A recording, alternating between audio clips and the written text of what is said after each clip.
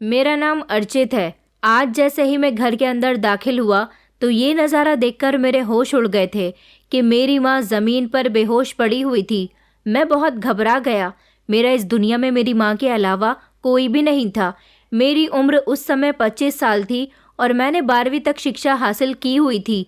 Inter complete करने के बाद मैं काफ़ी समय से अच्छी नौकरी की तलाश कर रहा था, मगर आज के दौर में जो लोग ज़्यादा पढ़े लिखे होते हैं उन्हीं को अच्छी नौकरी मिलती है।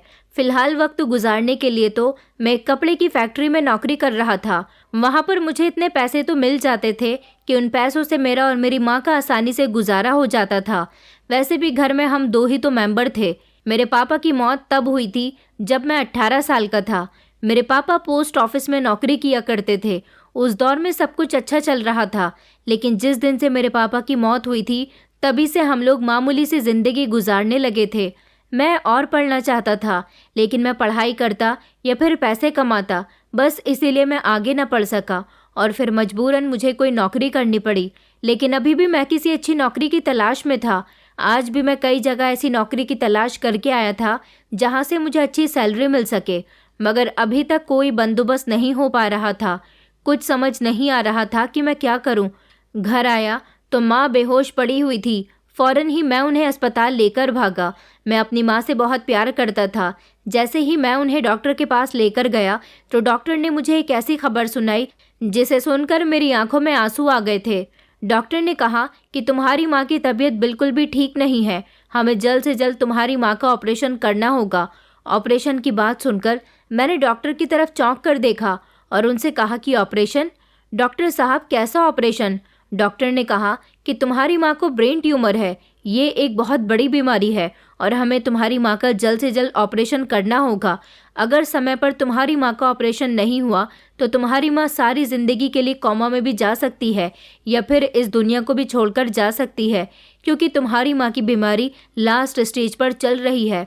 मैंने कहा, मगर डॉक्टर साहब, मेरी माँ के दिमाग में तो मामूली सा दर्द रहता था, क्योंकि मेरी माँ हमेशा मुझे सर दर्द बताती रहती थी। डॉक्टर कहने लगे कि तुमने उनके सर दर्द को मामूली सा दर्द समझकर इग्नोर कर दिया, मगर अब उनका यही सर दर्द ब्रेन ट्यूमर बन गया है और इसके लिए तुम्हें जल्द ही उनका ऑपरेशन करवाना होगा, क्योंकि तुम्हारी माँ ज़्यादा से ज़्यादा 6 महीने तक ही जीवित रह सकती है या फिर इस बीच कोमा में भी जा सकती है। ऑपरेशन का खर्च 50 लाख रुपए है। तुम अपनी माँ का ऑपरेशन करवाकर उनकी जान बचा लो। डॉक्टर की बात सुनकर तो मेरा दिमाग चक्कर खा गया था। 50 लाख रुपए मेरे लिए बहुत बड़ी रकम थी, क्योंकि मैं तो 500 रुपये रोज़ कमाने वाला एक मामूली सा इंसान था। भला मैं 50 लाख रुपए जैसी रकम का इंतज़ाम कहाँ से कर सकता था? मेरी कुछ समझ में नहीं आ रहा था कि मैं क्या करूं। हमारा तो कोई दोस्त या रिश्तेदार भी ऐसा नहीं था जो हमें इतने पैसे दे सकता, और मैं अपनी माँ को भी नहीं खो सकता था। एक मेरी माँ ही तो थी जिसने मुझे इतना प्यार दिया, जिसने कभी मेरी किसी ज़रूरत को पूरा करने से इनकार नहीं किया। मैं अपनी माँ का बहुत आभारी हूँ। मुझे कुछ भी करके अपनी माँ की जान बचानी होगी, उसके लिए चाहे मुझे कुछ भी करना पड़े। अब मुझे कैसे भी करके पैसों का बंदोबस्त करना पड़ेगा। मैं जिस फैक्ट्री में नौकरी करता था वहाँ के मालिक दिल के बहुत अच्छे थे। मैं उनके पास गया और मैंने उनको अपनी परेशानी बताई।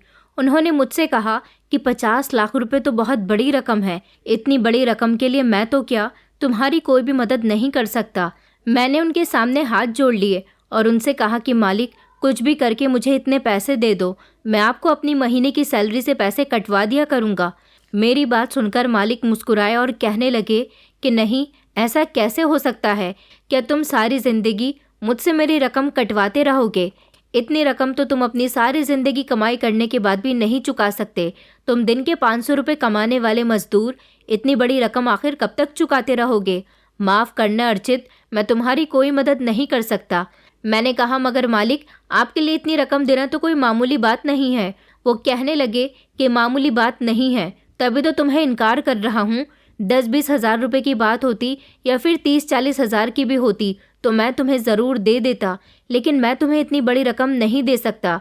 उन्होंने तो जैसे मुझसे अपना मुँह ही फेर लिया था और कहने लगे कि अब तुम जा सकते हो। मैं अपना मायूस चेहरा लेकर वहाँ से निकल आया था। आज मैं खुद को बड़ा बेबस और लाचार महसूस कर रहा था, जो अपनी माँ के लिए कुछ नहीं कर सकता था। मेरी माँ का ऑपरेशन डॉक्टर्स तभी स्टार्ट करते जब अस्पताल में 50 लाख रुपए जमा करवा दिए जाते और मेरे पास अब 6 महीने से भी कम समय था। मुझे याद आ रहा था कि मेरी माँ हमेशा अपने सर में दर्द बताती रहती थी और पास के ही डॉक्टर से दवाई लेकर खा लेती थी। मेरी माँ इतनी अच्छी है कि कितनी ही परेशानी में भी घर के सारे काम करती थी और मुझे वक्त पर खाना दिया करती थी। मैं पैसों का इंतजाम करने के लिए दर दर भटक रहा था, मगर कोई भी हल निकल के नहीं आ रहा था। मेरे पास कोई ऐसा कीमती सामान भी नहीं था जिसको मैं बेचकर इतने पैसे इकट्ठे कर सकता। हमारा एक छोटा सा घर था जो ठीक से बना हुआ भी नहीं था। घर बेचने के बाद भी इतने पैसों का इंतजाम नहीं हो पाता, इसलिए घर बेचने का इरादा भी मैंने अपने दिल से निकाल दिया था। दूसरी तरफ मैं सही नौकरी की तलाश भी कर रहा था, जहां से मुझे नौकरी भी मिल जाए और मैं उससे पैसों की बात भी कर सकूं। इस समय मैं बहुत मजबूर था, परेशानी की हालत में बैठा हुआ था। जब मेरे एक दोस्त ने मुझसे परेशानी की वजह पूछी तो मैंने उसे अपनी परेशानी के बारे में सब कुछ बता दिया था। मेरा दोस्त मेरी बात सुनकर उदास हो गया था, क्योंकि वो खुद भी गरीब था। वो भी मेरी मदद नहीं कर सकता था। वो जानता था कि मैं अपनी माँ से कितना प्यार करता हूँ, तभी तो मुझे उनकी बीमारी पर सुकून नहीं मिल रहा था। फिर उसने मुझे एक सजेशन दिया। वो कहने लगा कि देखो दोस्त, मैं तुम्हारे लिए पैसों का बंदोबस्त तो नहीं कर सकता, मगर मैं एक आदमी को जानता हूँ जो तुम्हें अपने यहाँ नौकरी दे सकता है, और तुम अगर उसे अपनी परेशानी बताओगे तो वो तुम्हारी मदद भी कर सकता है। मैं अपने दोस्त की बात सुनकर खुश हो गया। मेरा दोस्त गौरव भले ही गरीब था, मगर दिल का बहुत अच्छा था। बचपन से लेकर अब तक उसने मेरी काफ़ी सारी परेशानियों में मदद की थी। मैं उसकी बात सुनकर खुश हुआ। मैंने उससे पूछा कि कैसी नौकरी, तो वो कहने लगा कि शायद घर में काम करने की नौकरी है। उसने कहा कि कुछ दिन पहले उसके पास ये ऑफ़र आया था, मगर वो किसी का नौकर बनकर घर में काम नहीं कर सकता था, इसलिए उसने इनकार कर दिया। उसने मुझसे कहा कि अब तुम कह रहे हो कि तुम्हें नौकरी की ज़रूरत है और साथ ही पैसों की भी ज़रूरत है, तो मैंने सोचा कि मैं तुम्हें बता देता हूँ। मैंने कहा, भला घर का नौकर बनने से मुझे बड़ी रकम तो नहीं मिल सकती ना, और मेरी माँ का इलाज करने के लिए मुझे बहुत बड़ी रकम की ज़रूरत है। नौकर को तो मामूली सी ही रकम दी जाती है, उससे ज़्यादा तो मैं अपनी फैक्ट्री में कमा लेता हूँ। मुझे ज़रूरत नहीं है ऐसा काम करने की। वो कहने लगा कि मेरा एक दोस्त है अरुण। मैंने भी उससे यही बात कही, मगर उसने मुझे बताया था कि उस घर का मालिक बहुत अमीर है, इसीलिए वो चाहता है कि उसके घर में कोई नौकर आ जाए। जो नौकर उसके घर में टिककर काम करेगा वो उसे ज़्यादा सैलरी देगा। मैंने कहा, ये तुम क्या कह रहे हो? उसके घर में उसे किस चीज़ की परेशानी हो सकती है? जब वो इतना अमीर है तो अपने पैसे से ना जाने कितने नौकर खरीद सकता है। तो वो कहने लगा कि इतनी बात मैं नहीं जानता। मेरे दोस्त अरुण ने मुझसे बहुत ज़िद की थी कि मैं एक बार उस मालिक से मिल लूँ तो शायद मैं नौकरी के लिए राज़ी हो जाऊँगा, मगर मैं उस नौकरी में ज़्यादा इंटरेस्टेड नहीं था। नौकर की नौकरी मैं नहीं करना चाहता था, मगर एक बार तुम वहाँ जाकर ट्राई तो कर लो। अगर तुम्हें बेहतर लगे तो नौकरी कर लेना, वरना तुम्हारी मर्ज़ी। मैं तो इसीलिए कह रहा था क्योंकि वो आदमी बहुत अमीर है, लखपति है, शायद पैसे से ही तुम्हारी कोई मदद कर दे। मैंने कहा कि चलो ठीक है, मैं जाकर उससे बात करता हूँ। मैं जब अस्पताल अपनी माँ से मिलने जाता तो उन्हें बड़ी तकलीफ में देखता था। डॉक्टर ने कहा था कि इनका जल्द से जल्द ऑपरेशन होना है। जितनी जल्दी इनका ऑपरेशन होगा इतनी ही इनकी तकलीफ में कमी आ जाएगी, और मैं भी यही चाहता था कि मेरी माँ की तकलीफ जल्द से जल्द ख़त्म हो जाए। अगले दिन मैं अपने दोस्त के बताए हुए एड्रेस पर चला गया था, और वहाँ जाने के बाद मैंने देखा कि यहाँ कोई घर नहीं था, बल्कि ये तो किसी बड़ी कंपनी का ऑफिस लग रहा था। ये एक बिल्डिंग थी। मैंने वहाँ जाने के बाद संजय सिंघानिया जी का नाम लिया, जो वहाँ की गार्ड ने मुझे बताया कि हाँ, ये उनकी ही बिल्डिंग है। वो तो शहर के बहुत बड़े बिजनेसमैन हैं। इस समय वो आउट ऑफ कंट्री गए हुए हैं, अगले हफ्ते ही वापस आ रहे हैं। तुम अगले हफ्ते आकर उनसे मुलाकात कर लेना। मैं निराश होकर वहाँ से वापस आ गया था, और मैंने अपने दोस्त से कहा कि तुमने मुझे कैसी जगह का एड्रेस दे दिया। वो आदमी तो यहाँ रहता भी नहीं है, बल्कि अगले हफ्ते आने वाला है। मेरे दोस्त ने कहा, तो इसमें कौन सी बड़ी बात है, तुम अगले हफ्ते उनसे मिलने चले जाना। उनके ऑफिस जाकर ही उनसे बात कर लेना। मुझे भी उसी जगह का एड्रेस दिया गया था। मैंने सोचा कि चलो ठीक है, मैं इंतज़ार कर लूँगा, मगर मुझसे एक हफ्ते का भी इंतज़ार नहीं किया जा रहा था।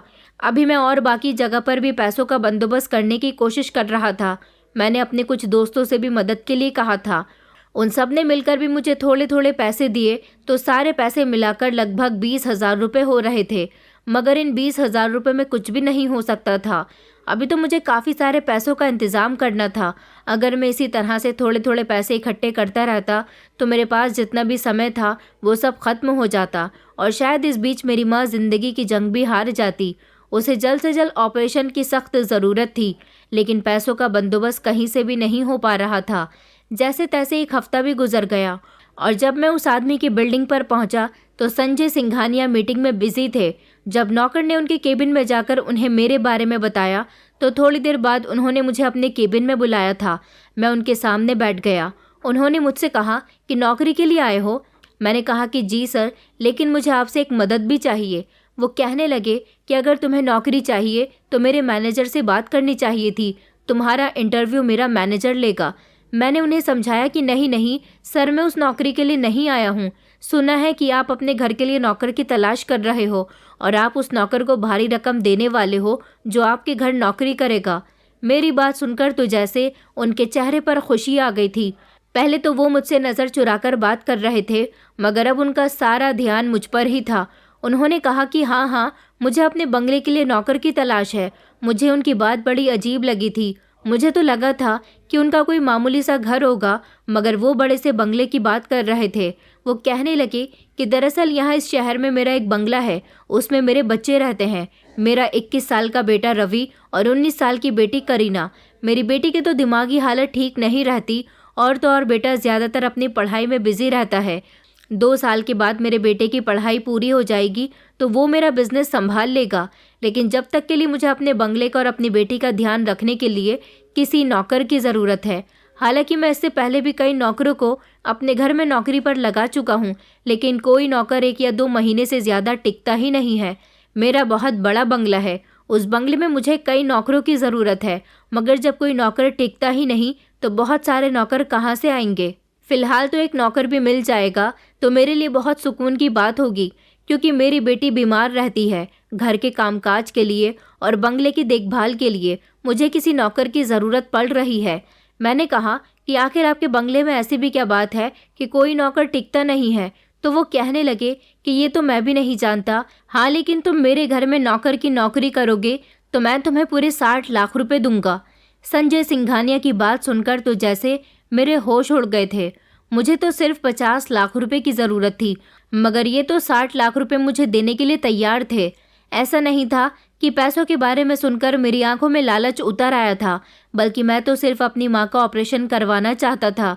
बस एक बार मेरी माँ का ऑपरेशन हो जाता तो शायद मैं वो नौकर वाली नौकरी ना करता, क्योंकि मैंने कभी इस तरह की नौकरी नहीं की थी। मैं अभी इसी सोच में गुम था जब संजय साहब ने कहा, क्या सोच रहे हो? तुम्हारे लिए बहुत अच्छा ऑफ़र है। किसी बड़ी कंपनी में नौकरी करोगे तब भी तुम्हें इतनी रकम नहीं मिलेगी, मगर शर्त यह है कि तुम्हें मेरे बंगले में लगभग 3 महीने तक नौकरी करनी होगी। अगर तुम लगातार नौकरी करते रहे तो मैं तुम्हें 60 लाख रुपए दूंगा, और अगर तुम 1 ही महीने में नौकरी छोड़कर भाग गए तो तुम्हें 1 पाई भी नहीं मिलेगी, क्योंकि बहुत से नौकर ऐसे आए हैं जो ज़्यादा पैसों का सुनकर नौकरी पर लग तो गए, मगर पैसे लेकर वो दोबारा वापस नहीं आए। कुछ ऐसे भी थे जो 1 महीना होने से पहले ही बिना पैसे लिए नौकरी छोड़कर चले गए। तुम्हारे लिए शर्त सिर्फ इतनी सी है कि तुम्हें नौकरी छोड़कर भागना नहीं है। अगर तुमने ऐसा किया तो अच्छा नहीं होगा। मैंने कहा, साहब, मुझे पैसों की बहुत ज़रूरत है, मेरी माँ का ऑपरेशन होना है। मेरी बात सुनकर वो हंसने लगे और कहने लगे कि फिर तो और भी अच्छी बात है, तुम भी मजबूर हो और मैं भी मजबूर हूँ। इस समय मुझे तुम्हारी मजबूरी का खूब फ़ायदा उठाना चाहिए। अगर मैंने तुम्हारी मजबूरी का फ़ायदा नहीं उठाया तो तुम मेरा काम कैसे करोगे? अपनी माँ का ऑपरेशन करवाना है तो लगातार मेरे घर में नौकरी करनी होगी। काफ़ी देर तक तो मैं अपने दिमाग में सोच विचार करता रहा कि ना जाने ऐसी भी कौन सी नौकरी है, मगर फिर मैंने सोचा कि चाहे जैसी भी नौकरी हो, इस समय मुझे अपनी माँ की जान की परवाह के अलावा और कुछ नहीं सूझ रहा था। इसलिए मैंने इस नौकरी के लिए हाँ कर दी थी। जब मैं अपनी माँ के पास जाता तो वो मुझे देखकर रोने लग जाती थी। मुझे भी उन्हें देखकर रोना आता था, मगर मैं खुद पर कंट्रोल कर लिया करता था और भरोसा दिलाता था कि आप जल्द ही ठीक हो जाओगी। जल्द ही मैं संजय सिंघानिया के साथ उनके बंगले में मौजूद था।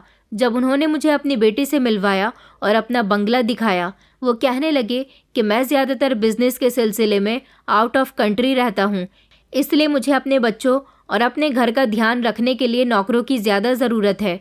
मगर अब तुम आ गए हो तो मेरी ये टेंशन ख़त्म हो गई। अब तुम्हें मन लगाकर मेरे घर का और मेरी बेटी का बहुत ख्याल रखना है।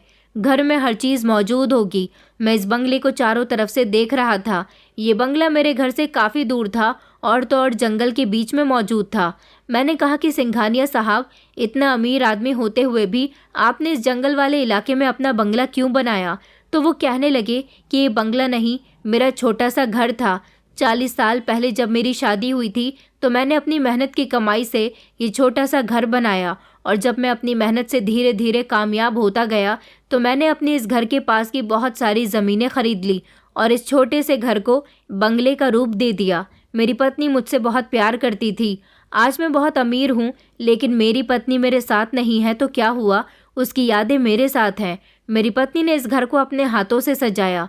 मेरी पत्नी के जाने के बाद मैं और ज़्यादा बिजी हो गया था। मेरे पास इससे भी बड़े बड़े कई बंगले हैं, मगर ये बंगला मेरी पत्नी की आखिरी निशानी है। इस बंगले का एक हिस्सा ऐसा है जहाँ पर मेरी पत्नी ने अपने हाथ से जो चीज़ लगाई थी वो उसी तरह से आज भी लगी हुई है। वो है इस घर का बेसमेंट। वो आज भी ऐसा ही है। मैंने इसके ऊपर इस बंगले को बना लिया। मैं अपने दोनों बच्चों से बहुत प्यार करता हूँ। पिछले 5 साल से मैं बहुत परेशान हूँ क्योंकि मेरी बेटी बहुत अजीब हरकतें करती है। कभी कभी तो मुझे उसे देखकर बहुत डर लगता है। उसे बहुत दौरे पड़ते हैं। कभी तो वो पूरी तरह खामोश हो जाती है, कभी उसके दिमाग में बहुत दर्द होता है और कभी वो पागलपन वाली हरकतें करने लग जाती है। वैसे तो उसका इलाज चल रहा है, लेकिन मैं इस घर में नहीं रह सकता। अब मैं अपने काम को देखूं या फिर घर को संभालूं या बच्चों को देखूं। अगर मेरी पत्नी जिंदा होती तो शायद मुझे इस मुश्किल वक्त को ना देखना पड़ता। यही वजह है कि इस घर में घर का और बच्चों का ख्याल रखने के लिए मैंने नौकरों का कई बार बंदोबस्त किया, मगर मैं हर बार असफल रहा। यहाँ तक कि मैंने लोगों को बड़ी रकम देने का भी लालच दिया, जो लोग पैसों के लिए मेरे घर का नौकर बनने के लिए तैयार हो गए। न जाने उनके साथ ऐसा क्या हुआ कि वो यहाँ से भाग गए या फिर कुछ की मौत हो गई। पिछले साल मैंने एक 45 साल के आदमी को यहाँ नौकरी पर रखा था, मगर वो अचानक 15 दिन बाद कहीं गायब हो गया। किसी भी नौकर का गायब होना मेरे लिए कोई हैरानी वाली बात नहीं थी, क्योंकि ऐसा एक बार नहीं बल्कि कई बार हो चुका है। लेकिन जब वो यहाँ से गायब हुआ तो वो अपने घर पे नहीं पहुँचा था, क्योंकि उसके घर वाले भी यहाँ तक उसे ढूंढने के लिए आए थे, मगर वो कहाँ गया कोई नहीं जानता था। कुछ समय बाद उसकी लाश जंगल के पास वाली नदी के किनारे मिली। उसकी लाश की हालत बहुत बुरी थी। उसका पोस्टमार्टम किया गया तो पता चला कि उसकी मौत करंट के झटके देने से हुई है और शायद किसी ने उसे मारकर नदी में फेंक दिया। भगवान जाने उसके साथ ऐसा क्या हुआ। फिलहाल इस बात को छोड़ो। तुम्हें पैसे चाहिए तो तुम्हें यहाँ परमानेंट नौकरी करनी होगी। अगर तुम चाहो तो 2-3 घंटे के लिए अपने घर पर जा सकते हो, मगर 3 महीने से पहले बीच में नौकरी नहीं छोड़ सकते। मैंने कहा कि जी साहब, मैं आपकी बात समझ गया हूँ। मैं कल से ही नौकरी ज्वाइन कर लूँगा, लेकिन मुझे इमरजेंसी में पैसे चाहिए। अगर इस बीच मेरी माँ को कुछ हो गया तो शायद मैं आपकी नौकरी छोड़ ही दूँगा। फिर तो मुझे आपके पैसों से भी कोई मतलब नहीं रहेगा। वो हंसने लगे और कहने लगे कि अच्छा ठीक है, कुछ दिन यहाँ नौकरी करो तो सही, उसके बाद देखा जाएगा और तुम्हारी माँ को कुछ नहीं होगा, तुम बेफिक्र रहो। अगले ही दिन मैं सिंघानिया साहब के यहाँ नौकरी के लिए आ गया था और उसी दिन सिंघानिया साहब मुझे घर की सारी जिम्मेदारियां समझाकर फ्लाइट से 1 महीने के लिए शिकागो रवाना हो गए थे। मैंने अभी तक साहब के बेटे रवि सिंघानिया को नहीं देखा था। सुना था कि वो ज़्यादातर अपनी पढ़ाई में और दोस्तों के साथ ही बिजी रहता है। इस पूरे घर में मैं अकेला था, क्योंकि साहब की बेटी करीना तो ज़्यादातर अपने कमरे में ही थी। अब मुझे यहाँ का एक एक काम करना था। रात का खाना भी मैंने जैसे तैसे बना लिया था और फिर उसके बाद मैं हॉल में रखे सोफे पर बैठ गया था। अभी मैं बैठा हुआ ही था जब अचानक घर के अंदर 4-5 लोग दाखिल हुए। मैं इनको देखकर झट से खड़ा हो गया था। मैं उनको गौर से देखने लगा। उनमें से एक लड़का मेरे पास आया। उसने मुझसे कहा कि तुम कौन हो और यहाँ पर क्या कर रहे हो। मैंने कहा कि सिंघानिया साहब ने मुझे यहाँ नौकरी पर रखा है। मेरी बात सुनकर तो जैसे उसने गुस्सा जाहिर किया था। मन ही मन वो कुछ बोल रहा था, शायद ये कहने की कोशिश कर रहा था कि डैड ने फिर से। ये कहकर वो अपने होठों को मरोड़ता हुआ खामोश हो गया था। मुझसे कहने लगा कि अच्छा मेरे दोस्त आए हैं, हम सब लोगों के लिए चाय बना कर लाओ। मैं समझ गया था कि ये रवि सिंघानिया है। मैंने उन सब के लिए चाय बनाई और जब मैं उनके कमरे में चाय देने के लिए गया तो अचानक वो लोग मुझे देखकर खामोश हो गए, क्योंकि उन सबको देखकर ऐसा लगता था जैसे वो कोई बहुत ज़रूरी बात कर रहे थे। फिलहाल मैं कमरे से बाहर आ गया था। थोड़ी देर के बाद वो लोग वहाँ से वापस जाने लगे। मैंने रवि साहब से कहा कि आप घर कब वापस आओगे। उसने चिढ़ते हुए कहा कि मैं अपनी मर्जी का मालिक हूँ, कभी भी घर के अंदर आऊँ या बाहर जाऊँ। तुम्हें अगर यहाँ नौकरी करनी है तो मुझ पर अपनी नज़र मत रखना। वो घर से निकलकर चले गए थे। रवि सिंघानिया मुझे बड़ा ही घमंडी इंसान लगा था। अभी लगभग रात के 8 बज रहे थे। मैंने सोचा कि आज सुबह से मैं अस्पताल अपनी माँ से मिलने के लिए नहीं गया, इसलिए मैं 1 घंटे के लिए अपनी माँ से मिलने के लिए चला गया था। वहाँ से जब मैं वापस आया तो मैं किचन से अपने लिए खाना लेने चला गया। वैसे भी अब मुझे यहीं रहना था। अपनी पुरानी नौकरी तो मैं कुछ दिनों के लिए छोड़ ही चुका था। मैं किचन से खाना लाकर बाहर ही कुर्सी पर बैठकर खा रहा था जब अचानक पूरे घर की लाइट चली गई। मैं घबरा गया था। मैं झटके से खड़ा हो गया। खाने की प्लेट मैंने अंधेरे में ही एक तरफ को रख दी थी। मैं इधर उधर महसूस करते हुए आगे की तरफ बढ़ने लगा। न जाने लाइट कैसे बंद हो गई थी। अचानक थोड़ी ही देर गुजरी तो खुद ही लाइट आ गई और मैंने सुकून का सांस लिया। अभी फिर से मैं अपनी कुर्सी पर दोबारा आकर बैठा तो मुझे कांच टूटने की आवाज़ आई, और ये आवाज़ कहीं और से नहीं बल्कि ऊपर से आई थी। न जाने क्यों मैं घबरा गया था और मुझे डर लगने लगा था, क्योंकि इस पूरे बंगले में मेरे और करीना बेबी के अलावा कोई भी नहीं था, जबकि वो अपने कमरे में सो रही थी। मैं ऊपर की तरफ भागा तो अचानक मुझे किसी की धीमी धीमी आवाज़ आने लगी। ये आवाज़ किसकी थी और कहाँ से आ रही थी?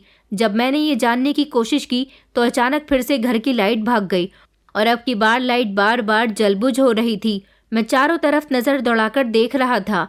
मेरा शरीर थर थर काँप रहा था। ऐसा मेरे साथ पहली बार हो रहा था कि मुझे इतना डर लग रहा हो। अब मुझे समझ आया था कि यहाँ पर आने वाले नौकर यहाँ से क्यों भाग जाते थे। मैं अब चलते चलते रुक गया था। मुझे समझ नहीं आ रहा था कि मैं क्या करूँ, क्योंकि मैं बहुत डरा हुआ था। लाइट थी कि एक जगह टिकने का नाम ही नहीं ले रही थी। अचानक फिर से तेज तेज कांच टूटने की आवाज़ें आने लगी। ऐसा लगा जैसे कोई कांच के बर्तन तोड़ रहा है। मैं फिर से जहाँ से कांच टूटने की आवाज़ आ रही थी उधर भागने लगा, मगर ये बंगला इतना बड़ा था कि मेरी समझ नहीं आ रहा था कि कांच आखिर किधर से टूट रहा है। थोड़ी देर गुजरी तो लाइट एक तरफ थमी और कांच टूटने की आवाज़ भी बंद हुई तो अचानक किसी के ज़ोर ज़ोर से चिल्लाने और रोने की आवाज़ आने लगी, जैसे कोई बड़ी दर्द भरी तकलीफ के साथ रो रहा है। ये किसी लड़की की आवाज़ थी। जब वो ज़ोर ज़ोर से रोते हुए भाग कर आई और उसने मेरा गला दबोच लिया। वो ज़ोर ज़ोर से चीख रही थी। मैं डरा हुआ था, इसलिए मैं भी चीखने लगा और उसको खुद से छुड़वाने लगा, मगर जब मैंने ध्यान से देखा तो वो कोई और नहीं बल्कि करीना जी थी। मैंने उन्हें खुद से छुड़वाया तो वो पीछे की तरफ गिर गई थी और फिर अचानक सहमकर एक तरफ बैठ गईं। वो तो बड़ी ही डरावनी लग रही थी। उसके बाल बिखरे हुए थे। इसका मतलब ये था कि इसके अंदर कोई आत्मा छुपी हुई थी, तभी तो वो ये सब कुछ कर रही थी। मुझे तो करीना से बहुत डर लग रहा था। मैंने सोचा कि मुझे यहाँ से अभी और इसी समय भाग जाना चाहिए, मगर फिर मुझे ये सोचकर खामोश होना पड़ा कि मुझे पैसों की ज़रूरत है और मैं यहाँ से भागने की कोशिश भी नहीं कर सकता। वो रात मेरी बड़ी ही ख़तरनाक रात गुजरी थी। उस रात के बाद मैं बहुत डरा सहमा सा रहने लगा था। करीना को तो मैंने उसके कमरे तक पहुँचा दिया था, मगर सारी रात मुझे नींद नहीं आई थी। अब हर दिन मेरे साथ ऐसा ही होने लगा था। हर दिन कोई ना कोई डरावना हादसा मेरे साथ होता, जिससे मैं बुरी तरह से डर जाता था। कभी तो ज़ोर ज़ोर से छत का पंखा हिलने लगा था, तो कभी किसी के बोलने की आवाज़ आती थी। मैं तो करीना के कमरे के पास भी नहीं भटकता था। वो कमरे का सामान उठा उठा कर फेंकती थी, अजीब अजीब हरकतें करती थी, कमरे से बाहर निकलकर बाहर भागने की कोशिश करती थी। इस सब में अजीब बात ये थी कि करीना पागल थी या फिर कोई और बात थी। मैं कुछ समझ नहीं पा रहा था। कई दिन इसी तरह से गुजर गए थे। मेरा यहाँ से भागने का बहुत मन करता था, मगर मैं भाग नहीं सकता था, क्योंकि मेरी आंखों में मेरी माँ का चेहरा आ जाता था। एक दिन तो साहब ने घर के टेलीफोन पर कॉल करके मुझसे कहा था कि तुम मेरी बेटी का ख्याल रख रहे हो ना, उसे टाइम पर दवाई और खाना तो देते हो ना। अब मैं उन्हें क्या जवाब देता कि मुझे तो उनकी बेटी से बहुत डर लग रहा था। मैं तो उसके करीब भी नहीं गया था। 2 दिन गुजर गए थे। उसको खाना देना तो दूर, मैंने उसे कमरे के अंदर बंद करके रखा हुआ था। सिंघानिया साहब से तो मैंने यही कहा था कि मैं उनकी बेटी का ख्याल रख रहा हूँ, मगर मुझे इस घर में बहुत डर लग रहा था। उनकी बेटी को कमरे में बंद करने के बावजूद भी कभी खिड़कियों की खड़खड़ाहट की आवाज़ आती थी, तो कभी पंखा काफ़ी देर तक हिलता रहता था, कभी कांच के बर्तन टूटने की बड़ी ज़ोर ज़ोर से आवाज़ आती थी, तो कभी कोई ज़ोर ज़ोर से हंस रहा होता था। लेकिन मुझे हिम्मत से काम लेना था। मैं समझ गया था कि या तो इस घर में कोई प्रॉब्लम है या फिर करीना में, मगर यहाँ पर मुझे अभी 3 महीने तक रहना था। इतना लंबा समय मैं ऐसी हालत में कैसे गुजार सकता था। एक दिन करीना की आवाज़ पूरी तरह से आनी बंद हो गई थी। मैं घबरा गया। मुझे हिम्मत करके उसके कमरे का दरवाज़ा खोलना था और उसे देखना था कि वो क्या कर रही है। मैं धीरे धीरे उसके कमरे की तरफ गया। मैंने जैसे ही कमरे का दरवाज़ा खोला तो ये देखकर मेरे पैरों तले से ज़मीन निकल गई थी कि वो ज़मीन पर बेहोश पड़ी हुई थी। कमरे का सामान भी इधर उधर बिखरा हुआ था। मैंने जल्दी से उसे बिस्तर पर लिटाया। वो बेचारी बड़ी ख़राब हालत में थी। मैंने देखा कि उसको तो बहुत तेज़ बुखार था। शायद उसे दवाई और खाना ना देने की वजह से वो बेहोश हो गई थी। मैंने उसे होश में लाने की बहुत कोशिश की। थोड़ी देर के बाद जब वो होश में आई तो मैंने सबसे पहले उसके आगे खाना रख दिया, तो वो ऐसे बिलक बिलक कर खा रही थी जैसे वो खाने का ही इंतज़ार देख रही हो। अब मुझे एहसास हुआ था कि मैं उसका ख्याल ना रखकर बहुत बड़ी गलती कर रहा था। मैं धीरे धीरे हिम्मत करके उसके कमरे में जाने लगा था। वो मुझ पर जानलेवा हमला करती, मैं फिर भी उस सब को बर्दाश्त करता और उसके जानलेवा हमले से बचने की कोशिश करता था। मैंने देखा था कि उसके अंदर बहुत कमज़ोरी आ गई थी। साहब मुझे जैसे जैसे दवाई बताकर गए थे, मैं उसे वैसे ही दवाई दिया करता था। 4 दिन गुजर गए थे, मगर मैंने अभी तक रवि साहब को घर में आते हुए नहीं देखा था। एक रात मैं अपने बिस्तर पर लेटा हुआ था जब मुझे कुछ लोगों के बोलने की आवाज़ आने लगी और ऐसा लग रहा था जैसे घर में किसी तरह की खटर पटर भी हो रही है। मुझे डर लगने लगा, जैसे फिर से कुछ होने वाला है, कोई मुझे तंग करने के लिए आ गया है। मगर ये आवाज़ तो कई लोगों के बोलने की लग रही थी। मैं जैसे ही घर से बाहर आया तो ऐसा लगा जैसे कुछ लोग ज़ोर ज़ोर से हंस हंस कर बातें कर रहे हैं। मैं उन आवाज़ों को फॉलो करता हुआ बाहर के हॉल तक पहुंचा, जब अचानक मेरी नज़र बेसमेंट के दरवाजे पर गई। बेसमेंट का दरवाज़ा हॉल में ही मौजूद था, उसमें सीढ़ियाँ जा रही थी। मैं जैसे ही नीचे की तरफ उतरा, मैंने देखा कि रवि साहब और उनके साथ लगभग 5 या 6 लोग मौजूद थे और वो लोग बेड को साइड में करके वहाँ उस गड्ढे में माल को रख रहे थे। ये सब देखकर तो मेरी आंखें फटी की फटी रह गई कि आखिर इस घर में ये क्या चल रहा है। इससे पहले कि वो लोग मुझे देख लेते, मैं फ़ौरन ही वहाँ से आ गया, क्योंकि उस समय उनमें से कोई वहाँ से जाने की तैयारी कर रहा था और जाने वाला इंसान अगर बाहर निकलता तो मुझे देख लेता। इसलिए मैं छुप गया था। अब थोड़ी थोड़ी मुझे कहानी समझ आ रही थी। रवि साहब कुछ तो गड़बड़ कर रहे थे। फिलहाल मैं अपने बिस्तर पर आकर लेट गया। सुबह के समय जब मैं करीना के कमरे में उसे नाश्ता देने के लिए गया तो नाश्ता रखकर मैं पलटकर आने ही वाला था जब उस दिन उसने कहा कि सुनो। उसने इस तरह से मुझे आवाज़ लगाई थी जैसे कोई नॉर्मल इंसान आवाज़ लगाता है। उसके आवाज़ लगाने से मुझे कपकपाहट होने लगी थी, मगर मैं क्या करता। उसकी बात सुननी मेरे लिए बहुत ज़रूरी थी। उसने कहा कि मुझे नाश्ते में दूध नहीं बल्कि चाय चाहिए, मेरे लिए 1 कप चाय बना दो। जब उसने ये कहा तो ऐसा लगा जैसे वो कोई पागल लड़की नहीं बल्कि पूरी तरह से ठीक है। मैं उसके लिए चाय बनाकर ले आया था। उसने चाय पी और मुझसे 2 बातें भी की। इसी दौरान उसे देखकर लग ही नहीं रहा था कि वो बीमार है, मगर समझ नहीं आता था कि वो उल्टी सीधी हरकतें क्यों करती थी। उसने मुझसे कहा कि मेरा कमरा बहुत गंदा हो रहा है, प्लीज़ मेरे कमरे की सफाई कर दो। मुझे गंदगी बिल्कुल भी पसंद नहीं है, मगर न जाने मुझे क्या हो जाता है कि मैं खुद ही अपना कमरा ख़राब कर देती हूँ। मैंने उससे कहा कि आप फिक्र मत करो, मैं आपके कमरे की सफाई कर दूंगा। नाश्ता करने के बाद वो बिस्तर पर लेट गई। मैं सफाई कर रहा था। जब मैंने बेड के नीचे की सफाई लगाई तो कुछ दवाइयों के रैपर्स बाहर आए थे। मैंने उनको खोल कर देखा। ये दवाइयाँ तो बहुत ही अलग थीं। ये दवाइयाँ वो नहीं थी जो करीना मैडम खाया करती थी, क्योंकि उसकी दवाइयों की पहचान मुझे हो गई थी। संजय साहब मुझे अपनी बेटी की दवाइयों के बारे में बताकर गए थे और वो सारी ही दवाइयाँ मेरे पास थी जो मुझे उन्हें वक्त पर देनी थी। तो फिर ये किस चीज़ की दवाइयाँ थी और ये बेड के नीचे क्या कर रही थी? इन दवाइयों के रैपर मैंने अपनी जेब में रख लिए। करीना मैडम से कुछ नहीं कहा। थोड़ी देर के बाद वो दवाई खाकर आराम से लेट गई थी। मैं कमरे से बाहर निकला तो मैंने देखा कि रवि साहब करीना की कमरे की तरफ आ रहे थे। वो मुझ पर चिल्लाए और कहने लगे कि तुम मेरी बहन के कमरे में क्या कर रहे थे? मैंने कहा कि साहब मुझे उनकी जिम्मेदारी देकर गए हैं।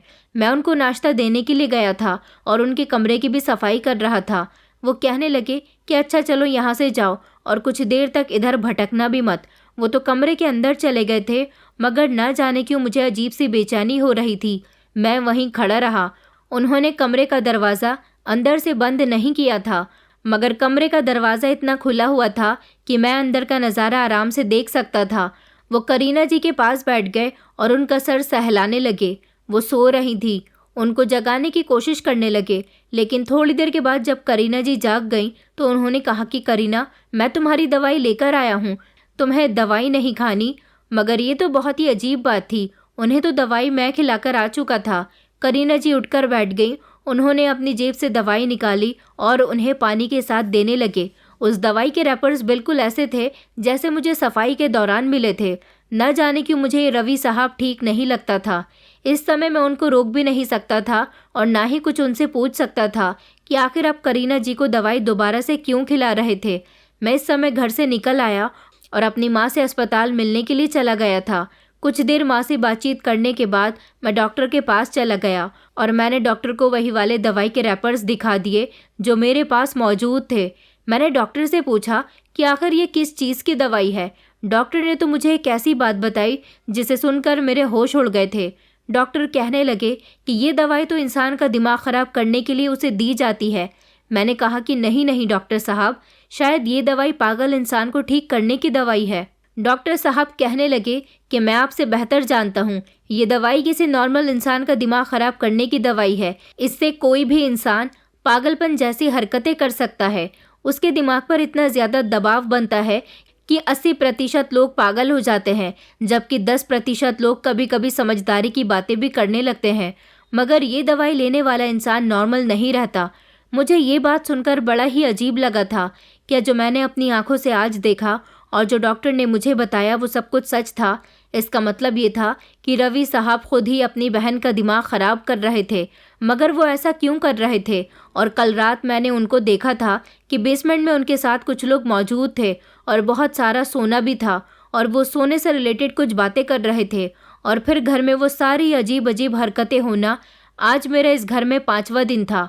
मैंने सोच लिया था कि मैं करीना जी का बहुत ख्याल रखूँगा, अपनी तरफ से उन्हें ठीक करने की कोशिश करूँगा, जितना हो सकेगा उन्हें उनके भाई से दूर रखने की कोशिश करूँगा। मैं करीना जी के कमरे में ही मौजूद था, उनसे बातें करने की कोशिश कर रहा था, उनका बहुत ख्याल रख रहा था। उनकी दवाइयाँ ख़त्म हो गई तो मैं उनकी दवाइयाँ लेकर भी आया था। मैंने उन्हें समय पर दवाई देना शुरू कर दिया, लेकिन ये काम मेरे लिए कुछ आसान नहीं था। एक दिन करीना जी बिल्कुल ठीक हालत में थी, मुझसे सही तरीके से बात कर रही थी। मुझसे रहा नहीं गया और मैंने उनसे पूछ लिया कि क्या इस घर में भूत है।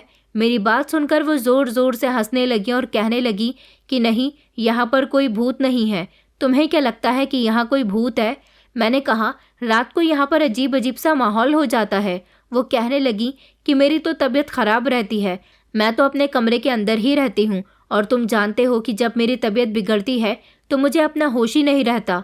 मगर इस घर में हम लोग कई सालों से रह रहे हैं, हमने तो ऐसा कभी कुछ नहीं देखा। हाँ, लेकिन तुमसे भी पहले यहाँ पर बहुत सारे नौकर आए हैं, मगर वो लोग ज़्यादा दिन नहीं रुकते। मेरा इस घर में रुकना मेरी मजबूरी थी और यहाँ जो भी होना था वो मुझे बर्दाश्त करना ही था। इसलिए अब रात को मेरे साथ जो कुछ भी होता उसे मैं बर्दाश्त करता था। डर लगता तो अपने डर को पी जाता था। एक दिन करीना जी बहुत गहरी नींद में सोई हुई थी। शायद रवि साहब ये नोटिस करने लगे थे कि मैं करीना जी को 1 मिनट के लिए भी अकेला नहीं छोड़ रहा। मैं उनके कमरे के दरवाजे के बाहर कुर्सी रखकर बैठा रहता था। जब वो सोकर उठती तो उनके सारे काम किया करता था। रवि साहब ने एक दिन मुझ पर जानलेवा हमला किया। वो मेरे सामने आए और उन्होंने बंदूक मेरे माथे पर टेक दी। मुझसे कहने लगे कि यहाँ से चले जाओ वरना अच्छा नहीं होगा। मैंने कहा मगर मैं यहाँ से क्यों जाऊँ? उस समय मेरे माथे पर बंदूक थी, मेरा शरीर थर थर काँप रहा था, मगर मैंने हिम्मत जुटाई और उनका डटकर सामना किया। वो कहने लगे कि तुमसे पहले भी यहाँ बहुत सारे नौकर आए हैं जिनके साथ मैंने यही सब किया। या तो उन्हें मार दिया या फिर उन्हें डरा धमकाकर यहाँ से भेज दिया। 2 दिन से देख रहा हूँ तुम बहुत चालाकी दिखा रहे हो। मेरी बहन को 1 सेकंड के लिए भी अकेला नहीं छोड़ रहे। आखिर क्या माजरा है? मैंने कहा कि कोई माजरा नहीं है, मैं अपनी नौकरी ईमानदारी से कर रहा हूँ। वो हंसने लगा और कहने लगा, अगर अपनी सलामती चाहते हो तो यहाँ से चले जाओ। मगर मैंने उनसे कहा कि चाहे जो हो जाए मैं यहाँ से नहीं जाऊँगा। मैं उन लोगों में से नहीं हूँ जो अभी तक यहाँ से डरकर भाग गए। बस वो दिन मेरा बड़ा ही खतरनाक दिन था। रवि साहब ने मेरे कंधे में गोली मार दी। मेरी हालत बहुत ज़्यादा ख़राब हो गई थी। उन्होंने बातों ही बातों में बताया कि जिस दिन से तू यहाँ पर आया है उसी दिन से तुझे डराने की बहुत कोशिश कर रहा हूँ, ताकि तू बाकी लोगों की तरह इस घर में भूत समझकर यहाँ से भाग जाए। तू तो इतनी आसानी से यहाँ से नहीं जाएगा, मुझे ही कुछ न कुछ बंदोबस्त करना होगा। रवि साहब मुझे खचेड़ते हुए स्टोर रूम में ले गए थे। मैंने देखा था कि स्टोर रूम की हालत बड़ी ख़राब हो रही थी। रवि साहब ने मुझे कुर्सी से बांध दिया और कहने लगे कि कुछ दिन तू यहीं बंधा रहेगा तो मर जाएगा और फिर तेरी लाश को ठिकाने लगा दूंगा। मैं अपने काम में किसी की रुकावट नहीं चाहता। तू बड़ा शातिर है, तेरा कुछ ना कुछ तो करना ही होगा, वरना तू मेरे लिए नुकसानदायक हो सकता है। वो ये कहकर वहाँ से चला गया था। मैंने अपने आप को खोलने की बहुत कोशिश की। मेरे कंधे में गोली लगी थी। गोली तो पार हो गई थी मगर जख्म छोड़ गई थी। समझ नहीं आ रहा था कि मैं क्या करूं। मैं ज़ोर ज़ोर से चिल्ला रहा था मगर कोई मेरी मदद के लिए नहीं आया। स्टोर रूम का दरवाज़ा भी बंद था और मेरे हाथ पैर कुर्सी से बंधे हुए थे। मैं लाख कोशिश करने के बावजूद भी नाकाम रहा था और फिर मैं बेहोश हो गया। न जाने मैं कितने दिन तक बेहोश रहा था। मेरी हालत बहुत ख़राब हो गई थी मगर मुझे करीना जी को बचाना था। अब समझ आया था कि यहाँ के नौकर भागते नहीं थे बल्कि उनको रवि सिंघानिया भगा दिया करता था, कभी अपनी धमकियों से तो कभी उन्हें जान से मारकर। मगर मुझे बचना था। मुझे अपनी माँ का ऑपरेशन करवाना था, इसलिए ज़िंदा रहना था और रवि सिंघानिया की हकीकत उसके पिता के सामने लानी थी। एक तरफ वो अपनी बहन की जान के साथ खेल रहा था तो दूसरी तरफ कुछ मासूम लोगों की भी जान ले चुका था। कई दिनों तक मैं कुर्सी से बंधा रहा मगर मैं लगातार कोशिश कर रहा था कि मेरे हाथ खुल जाएं। शायद एक हफ्ता गुजर चुका था जब रवि सिंघानिया कमरे के अंदर आया और उसने मेरे सामने आकर मुझसे कहा कि अभी तू मरा नहीं है, कुछ दिन और है तेरे लिए, तू जल्दी ही मर जाएगा। वो सिगरेट पी रहा था और उसने वही सिगरेट मेरे हाथों पर दाग दिए।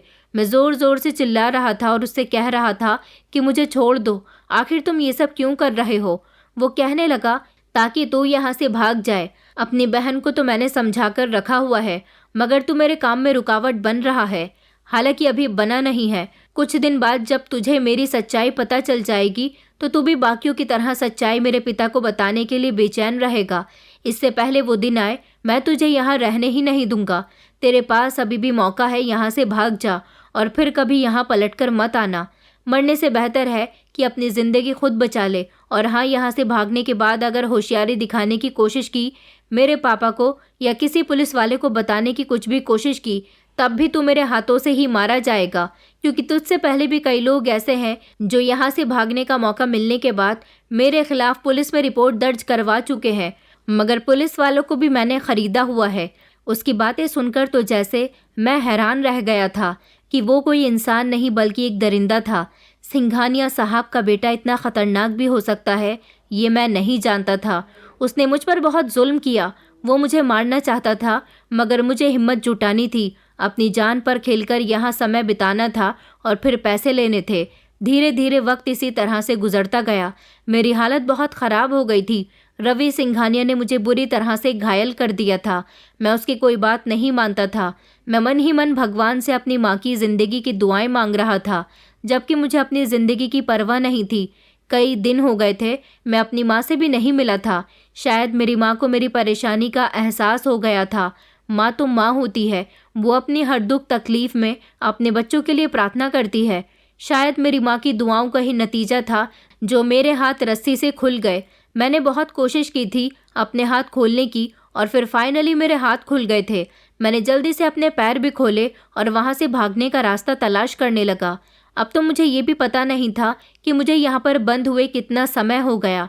रवि साहब शायद यही समझता था कि मैं मर गया हूँ, क्योंकि फिर से कई दिनों तक वो यहाँ पर नहीं आया था। शायद रात का समय था। ऐसा लग रहा था जैसे कोई बड़ी सी गाड़ी आ रही है। मगर इस स्टोर रूम में काफ़ी ऊंचाई पर जाकर एक रोशनदान लगा हुआ था। मुझे बाहर का नज़ारा देखना था।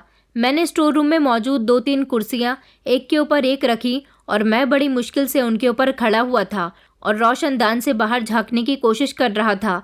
मैंने देखा कि 4-5 लोग मौजूद थे, उनमें से रवि भी था। वो लोग बड़े बड़े बॉक्स उतार रहे थे।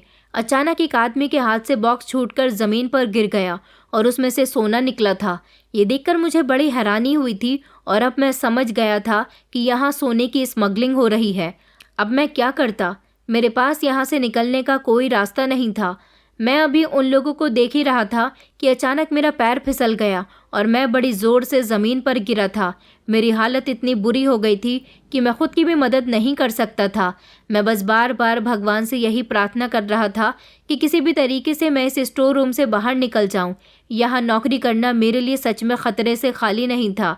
हालांकि मेरी जान पर बन आई थी, मगर इंसान के आगे जब मजबूरी आ जाती है तो उसे अपनी मजबूरी को पूरा करने के लिए ना जाने कैसे कैसे काम करने पड़ते हैं। वैसे तो इस स्टोर रूम में ढेर सारा सामान पड़ा हुआ था, मगर मेरी मदद इनमें से क्या चीज़ कर सकती थी, ये मेरी समझ नहीं आई। फिर अचानक मेरा ध्यान उस रस्सी पर गया जिस रस्सी से मैं बंधा हुआ था। मैंने फिर से कुर्सियों को इस तरह से इकट्ठा किया और उन पर चढ़ने की कोशिश की और उस रोशनदान तक पहुंच गया। मैंने उस रस्सी को रोशनदान से बांध दिया और फिर नीचे उतरकर रोशनदान की जाली तोड़ने की कोशिश करने लगा। वो बहुत मजबूत थी और मैं कमज़ोर, इसीलिए उसको तोड़ना मेरे लिए बहुत मुश्किल हो रहा था। लेकिन मैं जानता था कि भगवान किसी भी तरह से मेरी मदद ज़रूर करेगा, इसलिए मैंने अपनी जितनी जान लगानी थी उस पर लगा दी। रस्सी टूट गई, मगर रोशनदान नहीं टूट सका। मुझे रह रह कर अपनी माँ की फ़िक्र सता रही थी।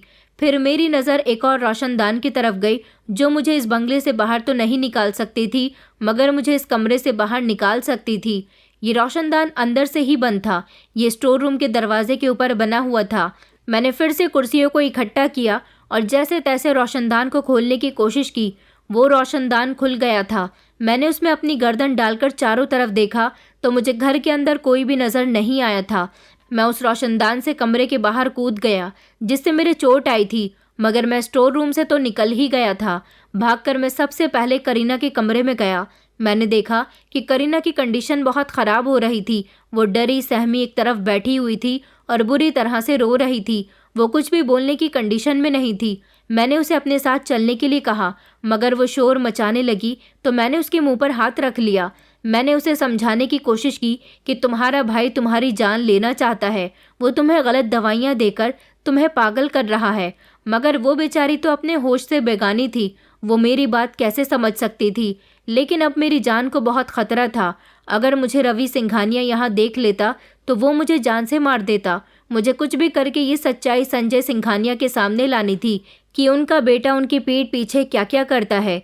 इस जंगल जैसी जगह पर बंगला होने का वो पूरी तरह से फ़ायदा उठाता था, मगर मैं ये तो जान गया था कि घर के बेसमेंट में उनका बेटा ये सारा सोना रखता है। करीना मेरी बात मानने के लिए तैयार नहीं थी, तो मैं उसका मुंह दबोचकर खामोशी से उसे घर से बाहर लेकर निकल गया था और बड़ी मुश्किल से मैं उसे अपने घर लेकर आ गया था। इस बीच मुझे किसी ने नहीं देखा था।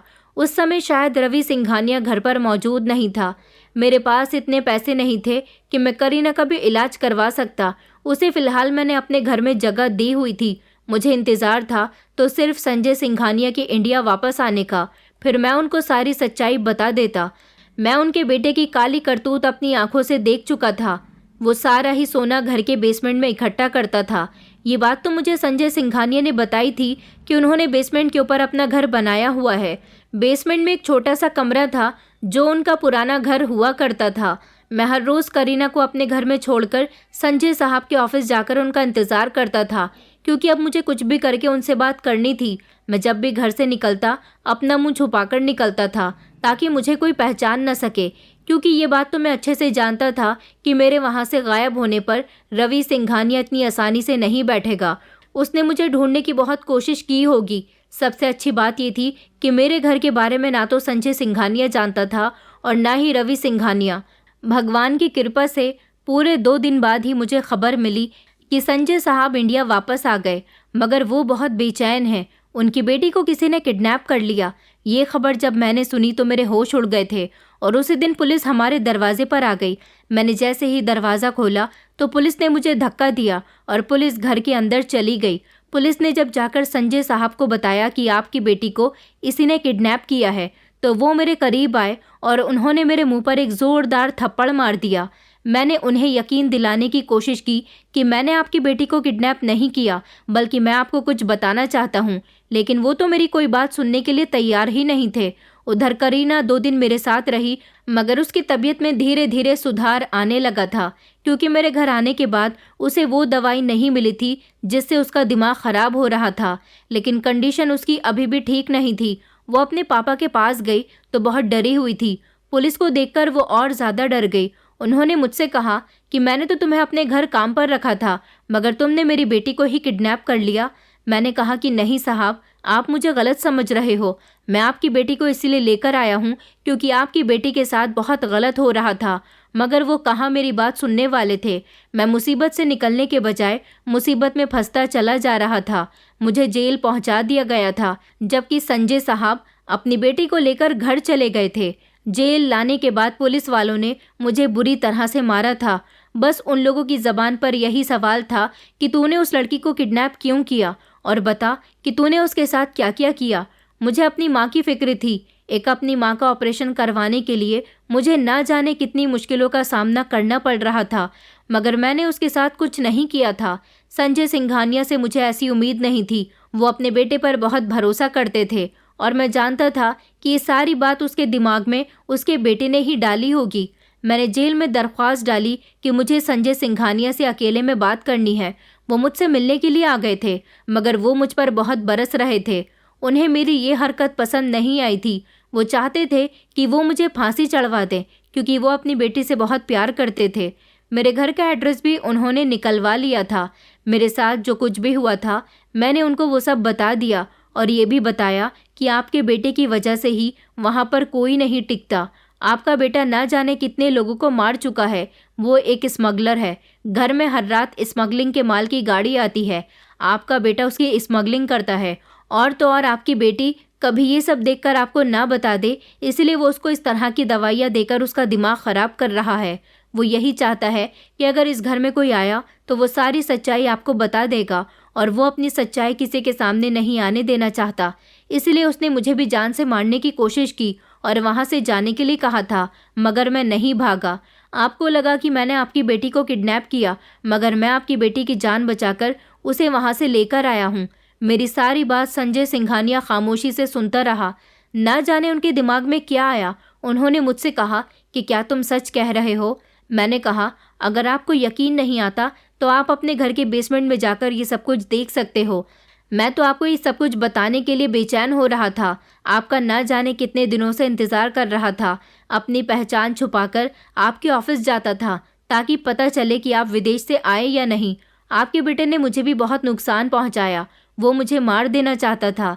देखिए, मैं आपके आगे हाथ जोड़ता हूँ, मेरी माँ का ऑपरेशन करवा दीजिए। अगर मेरी माँ की जान चली गई तो मेरी ये सारी मेहनत बेकार हो जाएगी, और हो सके तो अपनी बेटी की भी जान बचा लीजिए, क्योंकि अगर आपने अपने बेटे पर भरोसा किया तो आपकी बेटी की जान जा सकती है। मेरी पूरी बात सुनने के बाद भी संजय सिंघानिया को मेरी बात पर यकीन नहीं आया। उन्होंने कहा कि तुम मुझे मेरे बेटे के खिलाफ भड़का रहे हो। तुमने मेरी मासूम बेटी के पागल होने का फ़ायदा उठाया और उसके साथ ज़बरदस्ती करके उसे अपने घर ले गए। मैं तुम्हें नहीं छोड़ूंगा। मुझे तुम्हारी किसी बात पर यकीन नहीं है। तुम्हें तो कड़ी से कड़ी सज़ा होगी। अब इससे ज़्यादा मैं उनके लिए कुछ और नहीं कर सकता था, और ना ही उन्हें सफाई दे सकता था। मुझे अगर फ़िक्र थी तो सिर्फ अपनी माँ की फ़िक्र थी। वो वहाँ से जा चुके थे, जबकि मैं अपनी माँ की ज़िंदगी की दुआएं मांग रहा था। मुझे अपनी कोई परवाह नहीं थी। पूरी रात मुझे इसी तरह से गुजर गई, बल्कि जेल में रहते रहते 3 दिन गुजर गए थे। 3 दिन बाद अचानक पुलिस इंस्पेक्टर आया और उसने कहा कि तुम्हारी ज़मानत हो गई है, तुम्हें बाइज्जत रिहा कर दिया गया है। जब मैंने ये बात सुनी तो मुझे अपने कानों पर विश्वास नहीं हुआ, क्योंकि जेल में जो मेरे साथ सुलूक किया गया था उस हिसाब से तो मुझे यही लगता था कि मेरे साथ बहुत गलत किया जा रहा है। अचानक भगवान ने मेरी इस तरह से मदद की कि मैं इस जेल से इज्जत के साथ रिहा हुआ था। और तो और रवि सिंघानिया और उसकी पूरी टीम को अरेस्ट कर लिया गया था। ऐसा इसलिए हुआ था क्योंकि जब मैंने सिंघानिया साहब को उनके बेटे की सारी सच्चाई बताई थी तो उन्हें मेरी बात पर यकीन तो नहीं आ रहा था, क्योंकि उनके साथ भी कुछ ऐसे हादसे हो चुके थे जिसकी वजह से कभी कभी उनको अपने बेटे पर शक हुआ था। जैसे पहले जब बंगला खाली होता था तो अपनी बेटी से बात करने की कोशिश करते थे, तो वो उन्हें बताती थी कि उसका भाई उसे कोई दवाई खिलाने की कोशिश करता है और वो उसे नहीं खाना चाहती, लेकिन वो फिर भी ज़बरदस्ती उसे खिला देता है। एक दो बार उसे किसी के चीखने चिल्लाने की भी आवाज़ आई थी और फिर हर बार नौकर का यूँ गायब हो जाना। ये सब काफ़ी लंबे समय से संजय सिंघानिया के दिमाग में खटक रहा था, मगर मेरी बात सुनने के बाद उन्हें पक्का यकीन हो गया था कि ज़रूर कोई ना कोई गड़बड़ है। जब वो मुझसे मिलने के बाद अपने घर गए तो उन्होंने अपने बेटे को बताया कि उस नौकर को उन्होंने जेल करवा दी है और अब वो कल ही दोबारा से विदेश रवाना हो जाएंगे। अगले दिन वो घर से निकल गए, लेकिन उनकी नज़र अपने बेटे पर थी। वो घर से नहीं गए थे, बल्कि अपने ही घर में खामोशी से छुप गए थे और अपने घर के माहौल को भांपने की कोशिश कर रहे थे। वो अपने बेटे की हरकतें जानना चाहते थे। अगर उनका बेटा सच में दोषी था तो वो उसे रंगे हाथों पकड़ना चाहते थे, लेकिन खामोशी से सब कुछ उन्होंने अपनी आंखों से अपने बेटे को करते हुए देख लिया था। रवि को उम्मीद नहीं थी कि मैं यहाँ से किरण को लेकर गायब हो जाऊंगा। वो बहुत घबरा गया था। वो मुझे तलाश करने की कोशिश कर रहा था। उसे नहीं पता था कि मैं कहाँ से आया था। उसने अपने पिता को कॉल करके कहा कि वो नौकर उसकी बहन को घर से ले गया और उसका कोई अता पता नहीं चल रहा। संजय सिंघानिया ने पुलिस के जरिए मेरा पता लगाया और फिर इस तरह उन्होंने मुझे जेल पहुंचा दिया। मगर जब सारी सच्चाई खुलकर उनके सामने आई तो उन्होंने मुझे रिहा करवाकर अपने बेटे को अरेस्ट करवा दिया, क्योंकि उन्होंने देख लिया था कि उनके घर के बेसमेंट में बेड के नीचे गड्ढा करके उनका बेटा उसमें सारा स्मगलिंग का माल इकट्ठा करता था। उसके बहुत सारे माफिया लोगों से कनेक्शन थे। उसने बहुत सारे लोगों का मर्डर भी किया था। कुछ ऐसे नौकर भी मौजूद थे जो सारी सच्चाई संजय सिंघानिया को बताना चाहते थे, मगर वो नहीं बता सके क्योंकि उसने उनको मार दिया। वो कभी किसी को शॉक देकर मारता था और उनकी बॉडी को नदी में बहा दिया करता था, तो कभी किसी की गर्दन काट दिया करता था, तो कभी किसी को क्लोरोफॉर्म सुंघाकर बेहोश करने के बाद उसका गला दबाकर मार दिया करता था। अभी तक जितने भी लोगों की मौत हुई थी, उनमें से अगर किसी की लाश हाथ लग जाती तो पुलिस समझ जाती कि ये मर्डर किसने किया है। रवि सिंघानिया पैसे की मदद से बच जाता था। हर बार वो पुलिस को इतना पैसा खिला दिया करता था कि पुलिस भी उसको इस काम के लिए नहीं रोकती थी। मगर एक दिन पुलिस वाले ने उसे यही समझाया कि आखिर तुम कब तक लोगों की जान लेते रहोगे, एक न एक दिन तुम्हारा भांडा फूट जाएगा, इसलिए तुम लोगों की जान ना लो तो बेहतर होगा। तुम जितना हो सके यहाँ पर आने वाले नौकर या जो भी लोग तुम्हारे काम को परख जाते हैं, उनको डराने धमकाने की कोशिश किया करो। वो इसी तरह से खामोश हो जाएं तो ही बेहतर है, क्योंकि हम भी तुम्हें ज़्यादा समय तक नहीं बचा पाएंगे। यही वजह थी कि अब अगर रवि सिंघानिया के काम में कोई रुकावट डालता था तो वो उसे ज़्यादा से ज़्यादा डराने की कोशिश करता था, लेकिन मैं तो उसके डर में भी नहीं आया था। इसलिए उसने मुझे वहाँ से भाग जाने की वार्निंग दी थी।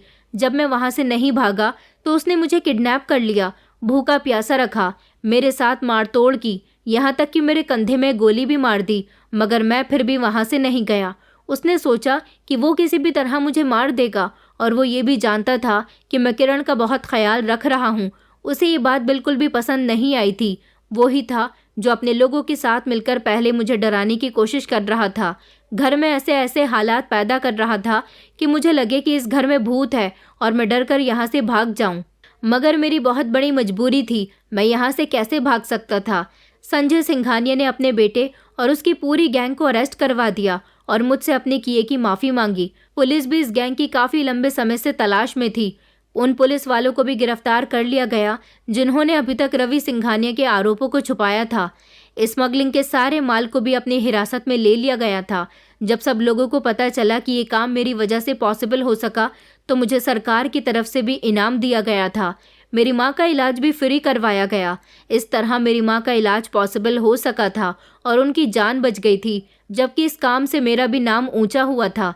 संजय सिंघानिया बहुत खुश थे। अगर आने वाले समय में उनके बेटे की सच्चाई और कुछ दिन खुलकर नहीं आती तो शायद उनकी बेटी जिंदगी की बाजी हार सकती थी। उन्होंने अपनी बेटी का इलाज करवाया तो पता चला कि उनकी बेटी को कुछ ऐसी ही दवाइयाँ दी जा रही थी जिससे उनकी बेटी का दिमाग खराब हुआ। हालांकि उनकी बेटी का इलाज तो पहले भी चल रहा था, लेकिन रवि सिंघानिया ने उस डॉक्टर को खरीद लिया था और उससे खामोश रहने के लिए कहा था कि कभी भी वो ये बात उसके पिता को ना बताए। संजय सिंघानिया आज भी मेरे शुक्रगुजार हैं और मैं आज भी ये सोचता हूँ कि कभी कभी इंसान को अपनी ज़रूरत पूरी करने के लिए क्या कुछ नहीं करना पड़ता? जब इंसान की नीयत सीधी होती है तो ऊपर वाला उसका पूरा पूरा साथ देता है। मेरे लिए आप लोगों को ये सब कुछ बताना भले ही बहुत कठिन था, मगर इससे भी ज़्यादा कठिन वो समय था जब मैं कुछ भी करके अपनी माँ की जान बचाना चाहता था। मगर मुझे ये नहीं पता था कि मैं अपनी माँ की जान के साथ साथ और भी बहुत सारे लोगों की जान का बदला ले चुका हूँ। ऊपर वाले की लाठी बेआवाज़ है। एक न एक दिन हर बुरे इंसान का भांडा फूट जाता है। रवि सिंघानिया ने अपने काम में रुकावट लाने वाले हर इंसान को मारने की कोशिश की, मगर उसको उसके किए की सज़ा जीते जी मिलकर रहेगी और आज वो जेल में अपनी ज़िंदगी काट रहा है। दोस्तों, उम्मीद करती हूँ आपको हमारी कहानी पसंद आई होगी। कहानी पसंद आई है तो वीडियो को लाइक करें, चैनल पर नए हैं तो चैनल को सब्सक्राइब करें और हाँ, नोटिफिकेशन बेल को ज़रूर दबाएं ताकि अगली अपडेट सबसे पहले आपको मिले।